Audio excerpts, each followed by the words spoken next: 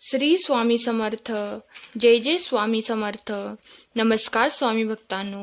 स्वामी तुमच्या सर्व चांगल्या इच्छा पूर्ण करोत आणि तुम्हाला सुखात, आनंदात, ऐश्वर्यात ठेवोत हीच स्वामींचरणी प्रार्थना. स्वामी म्हणतात, पाहून दुर्लक्ष करू नका. आज स्वामी तुम्हाला काही महत्त्वाचा संदेश देऊ इच्छित आहेत. स्वामी म्हणतात, पुढील 5 मिनिटे हा संदेश शांतपणे ऐका. अरे बाळा, किती चिंतेत अडकून राहशील. चिंता करणे थांबव. ज्याच्या नशिबात आहे ते धावून येईल. नशिबात नाही ते येईल आणि जाईल. म्हणून अगणित इच्छा बाळगू नका. जे मिळाले ते सांभाळा.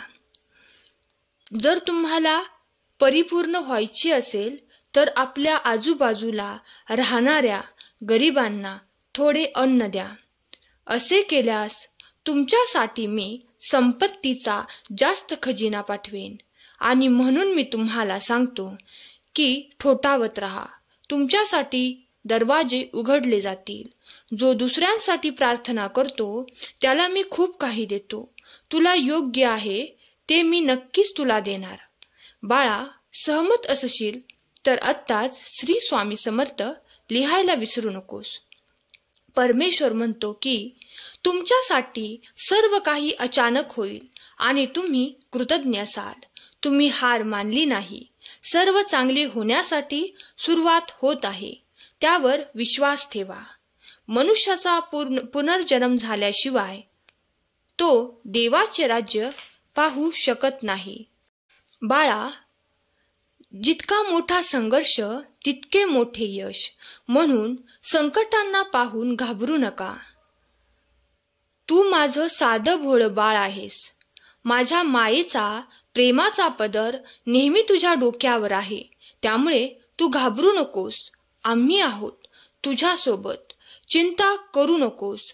तू आमच्यावर सर्व सोपवलेले आहेस. मग आता काय करायचे ते आम्ही पाहून घेतो. तू फक्त तुझे प्रामाणिक प्रयत्न कर. तुमच्या शब्दांमध्ये खूप ताकद असते. तुमच्या शब्दांमुळे तुम्ही समोरच्यांचे मन जिंकू शकता आणि समोरच्याचे मन तोडूही शकता. तोडण्यापेक्षा केव्हाही जिंकणे हेच योग्य असते. त्यामुळे तुमच्या शब्दांचा योग्य पद्धतीने वापर करा. कोणाचेही मन दुखावणार नाही याकडे लक्ष द्या. कधी कधी आयुष्यामध्ये खूप दुःख, यातना सहन कराव्या लागतात. असं वाटतं की खरंच देव आहे का, इथपर्यंत शंका येतात.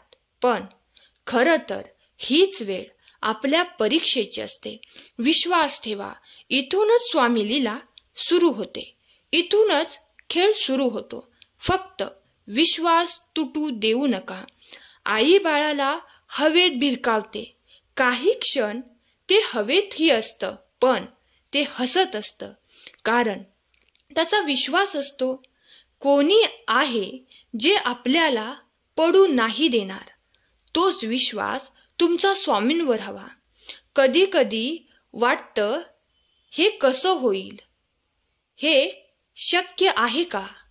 पण लक्षात ठेवा, तुम्ही तुमच्या बुद्धीच्या कुवतीवर शक्य आणि अशक्य ठरवता.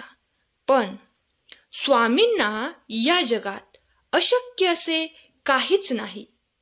स्वामी तेच देतात जे तुमच्यासाठी योग्य आहे. फक्त तुमचा त्यांच्यावर विश्वास पाहिजे. रस्ता चुकणं हे चुकीचं नसतं. मात्र रस्ता चुकत आहे हे समजून पण त्याच रस्त्याने चालत राहणं हे चुकीचं असतं. विश्वास ठेवा की श्रम, संयम, सकारात्मक विचार आणि नियती कधीच धोका देत नाही. सहमत असाल तर खरा स्वामी भक्त टाईप करा. स्वामी म्हणतात, तुझ्या अंतरात्म्यात आहे मी. तुला हरू देणार नाही. या कलियुगात तुला एकटे सोडणार नाही. मी सर्वत्र आहे. मी चराचर व्यापून आहे. मी वारा आहे. मी पाणी आहे. आकाशही मीच आहे. मी सदैव तुझ्या पाठीशी आहे. स्वामी आपल्याला दैनंदिन जीवनामध्ये प्रत्येक वेळी प्रत्येक कार्यात आपल्या पाठीशी उभे असतात व आपल्याला नेहमीच मदत करत असतात. आपण त्यांना हाक मारली नाही तरी देखील ते आपल्या मदतीसाठी धावून येतात. ते आपल्याला मदत करतात म्हणून आपण त्यांचे धन्यवाद नक्कीच केले पाहिजेत. तर आपण रोज झोपण्यापूर्वी स्वामींचे धन्यवाद करूनच झोपले पाहिजे. तर आता आपण स्वामींचे धन्यवाद कसे करायचे हे तुम्ही माझ्या मागून बोलायचे आहे.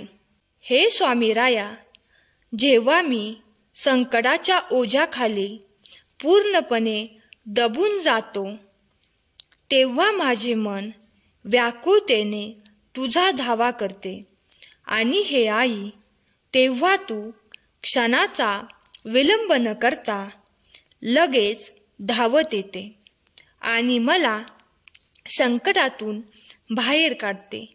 हे गुरुराया, आमची तोडकी मोडकी भक्ती तुला आवडते, हीच आमची दौलत आहे.